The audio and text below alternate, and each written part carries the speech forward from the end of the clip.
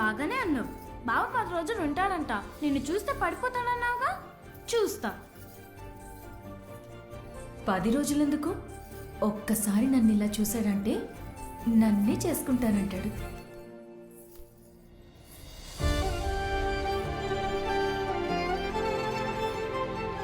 మణి బాగున్నావా? బావ వచ్చినాడు. ఎండి చేపలేపమ్మా.